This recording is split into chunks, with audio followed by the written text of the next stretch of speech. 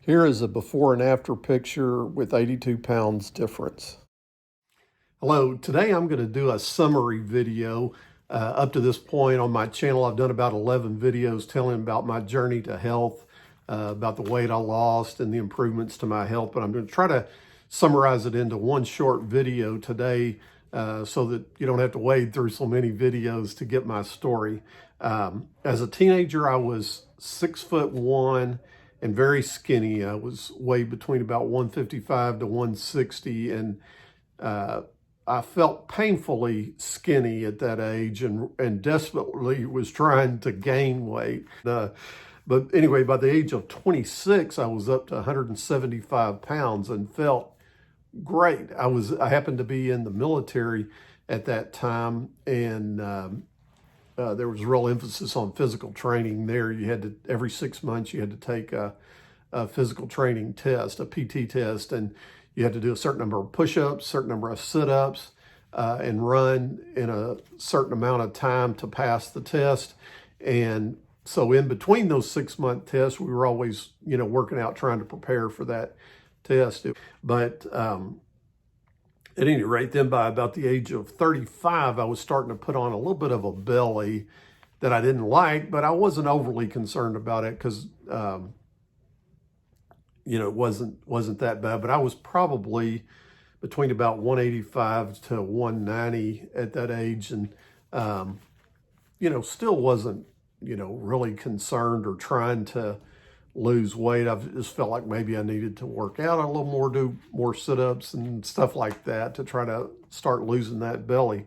By the age of 46, another 10 or 11 years later, I had shot up to 230 pounds very gradually over that 10 to 11 years. I had gotten up to 230 pounds. And about that time, I discovered Dr. Atkins' book about the Atkins diet, and read it and thought about it and decided I would give that a try. And he talks in his book, about the urine test strips to see if your body has switched over from burning carbs to burning fat, see if you've got ketones in your urine.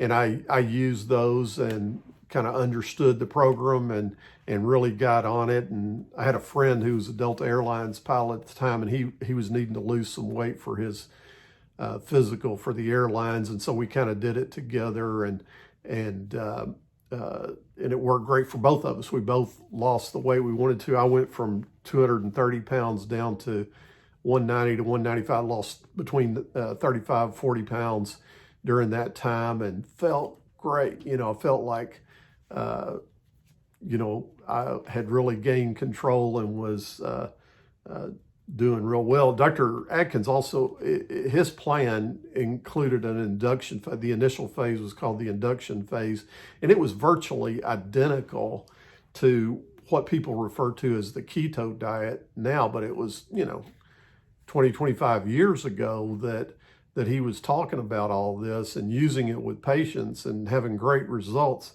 But at any rate, back at that time, I wasn't diabetic, so I was only using his plan for weight loss, but it worked great for me. And a lot of people would comment on how much better I looked, and I definitely felt better. But then when they would ask me how I did it, and I told them I was doing the Atkins plan, people would freak out and tell me how unhealthy that was and how I was going to have a heart attack and all this kind of stuff. And it kind of got in my head, I started thinking, well, man, have I, sacrificed my health just to lose a few pounds? Again, I wasn't diabetic at the time, wasn't worried about blood sugar, and I didn't want to gain weight again.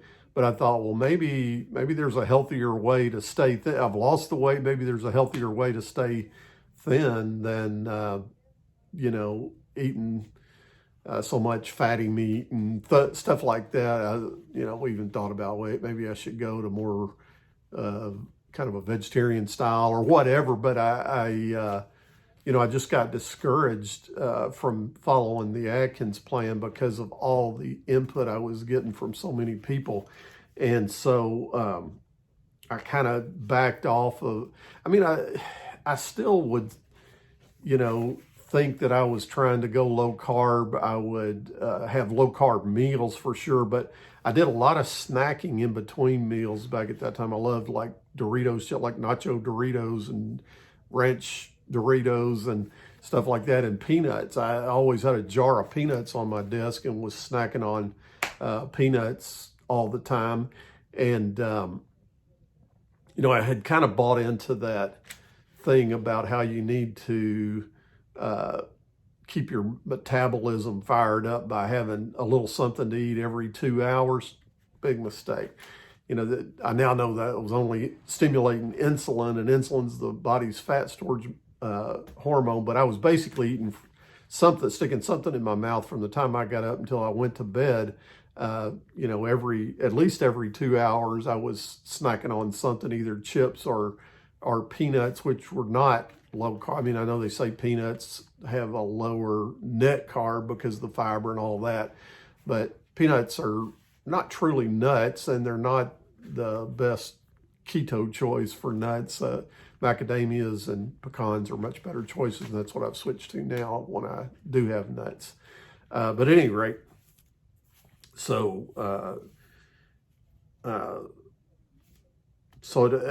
I had kept the weight off that I did during Atkins for about 2.5 years. But then when I backed away from Atkins, I started slowly gaining weight again. And by the age of 59, from 49 to 59, I went up to like 245 pounds. And again, I still hadn't been diagnosed as diabetic at this time. And at about the age of 61, about a year before being diagnosed as diabetic, I came across a TED Talk on YouTube by Dr. Sarah Hallberg, where she talked about working with obese patients. Obesity was her specialty, and she worked with obese patients who are almost all diabetic, and she would put them on a low carb, high fat, moderate protein diet, and had great results in lowering their blood sugar, getting them off of diabetic meds, or at least reducing their diabetic meds.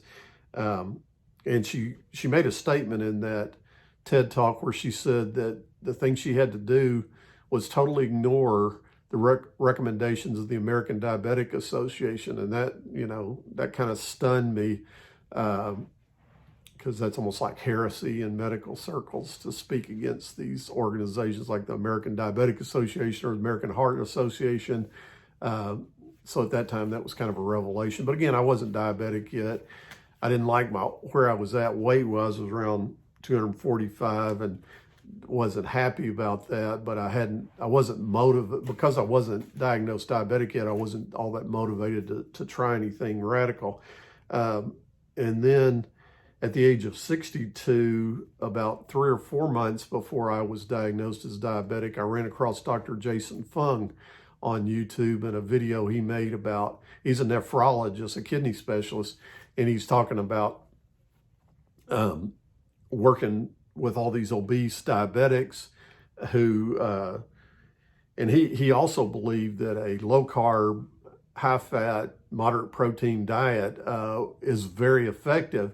And he tried putting his patients on that, but he would have them keep a diary, and they'd come back and they were still eating a lot of the wrong stuff. They were still eating rice, and they might switch from white rice to brown rice, or white bread to wheat bread or whatever, and they were not getting good results. And he was kind of feeling discouraged that he wasn't able to help these people more. But then he had several patients who did Ramadan for religious reasons, and he noticed that during the month of Ramadan, those patients, Ramadan is essentially like an intermittent fasting schedule. They don't eat during the daylight hours, and then after the sun sets, they eat, and sometimes they kind of feast, but during that month, they would show real physical improvements, and he actually had to reduce the insulin dosages for those patients during the month of Ramadan, because if he didn't, their insulin would become too low. So a light went off in his head, and he was like, well, maybe we could use this therapeutically. It's so hard for my patients to understand how to eat with the keto type diet. Maybe intermittent fasting would be a better therapeutic regimen for them. So he put a lot of his patients on that kind of schedule, on a fasting, and for some of them that were severely obese and everything, he might suggest a little longer term 48 to 72 hour fast or something in the initial phase, and then go to an intermittent fasting schedule of reducing that eating window to at least 8 or 6 or 4 hours, or maybe even a 1 hour window, which would be like a 1 meal a day. But anyway, he did that with thousands of patients and had great success. But again, when I discovered Dr. Fung on YouTube, I wasn't diagnosed diabetic yet. I was close. I was only months away, just 3 or 4 months away. But again, that filed away in my mind, along with Dr. Sarah Hallberg, that there might be ways to handle this if I'm ever diagnosed. And so on November the 19th of 2018, at 62 years old, I'm 64 now, but at that time I was 62, I had to go in for the results of some blood. I'd had blood drawn the month before, and had to go into the doctor on that Monday before Thanksgiving, November the 19th, 2018, and got my blood results. And the doctor had bad news for me. My A1C, hemoglobin A1C, was at 9.9, which is not only diabetic, it's severely diabetic. And I panicked. I just, almost passed out from panic, and knew I had to do something. But filed away in my mind were these 2 videos by Dr. Fung and Dr. Hallberg. So I went and watched them and really focused in on, and it occurred to me that the keto diet that they were talking about was essentially the induction phase of the Atkins diet, which I had had success with before. But I was particularly intrigued by the idea of fasting. And so I really jumped on that. During the hours of the day that I did eat, I went keto. Bought the urine strips all over again. I still had a few left from 20 years ago or 17 years ago, whatever it was. I still had a few left from my Atkins days, but they were not useful anymore. So I went and bought more urine strips and started testing. And long story short, in 4.5 months, by April the 5th, I had a new A1C test done, and I had dropped from a 9.9 down to a 4.9 without any medication. I did not use medication to reduce my A1C.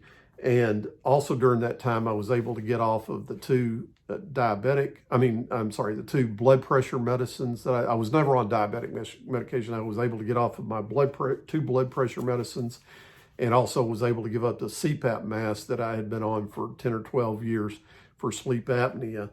And so I was right back to, I eventually I lost 82 pounds. Everybody told me I was too skinny. I had gone down to 168. So I gradually gained back up to 175, the same weight I was at in my mid-20s. And I've stayed at that weight for over a year. I was able to get back in my Army uniform with no problem. And I feel great, got a lot more energy, sleep better, and very positive about my future. Again, my before and after picture with an 82-pound difference.